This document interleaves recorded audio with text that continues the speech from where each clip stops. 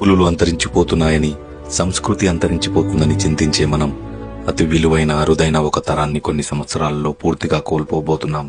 మన మూలాలు పల్లెలే అని, ఉన్న ఊరికి ఏదో చేయాలని భావించి ఆ తరం కోల్పోయి ఏముందులే డడ్డీ విలేజ్ లో అనుకునే కొత్త తరం వైపు అడుగులు వేస్తున్నాం. ఒక చీర, చొక్కా, పంచ 10 ఫంక్షన్లో వేసుకుని ఎవరినీ జడ్జ్ చేయని అమాయక తరం వదులుకొని ప్రతి ఒకేషన్లో అవసరం లేకపోయినా కొత్త డ్రెస్సులు కొనుక్కునే నవతరాన్ని ఆహ్వానిస్తున్నాం. గొడుగులు, బిందెలు, ఆఖరికి చెప్పులు పాడైనా బాగు చేసుకునే తత్వం తెలిసిన తరాన్ని వెళ్లిపోయి ఒక్కసారి నొక్కి పని చేయకపోతే కొత్తది కొనుక్కునే బలుపు తరాన్ని రమ్మంటున్నాం. లావైనప్పుడు కుట్టు విప్పి, సన్నబడ్డప్పుడు కుట్టు వేసి బట్టలు వాడే తరం నుంచి మంచుకున్న బట్టల్ని ఎక్కడెక్కడో చించుకునే వింత తరంలోకి వచ్చేస్తున్నాం. డబ్బులంటే సంతోషమని, కుటుంబం అంటే బాధ్యతని భావించే మంచి తరం వెళ్లిపోయి పిల్లలంటే ఖర్చని, భాగస్వామి అంటే భారమని భావించే తరానికి నాంది పలుకుతున్నాం. నీకు చందమామ చూపిస్తూ, గోరుముద్దలు తినిపిస్తూ అమ్మతత్వం ఉన్న తరాన్ని మర్చిపోయి ఏం కావాలన్నా ఆన్లైన్లో ఆర్డర్ పెట్టుకో, డోంట్ డిస్టర్బ్ మీ అనే కొత్త అమ్మతనాన్ని అలవాటు చేసుకుంటున్నాం.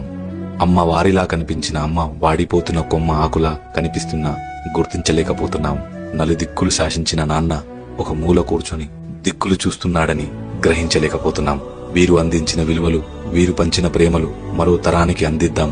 అంతరిస్తున్న తరాన్ని రాబోయే తరంతో జోడిద్దాం.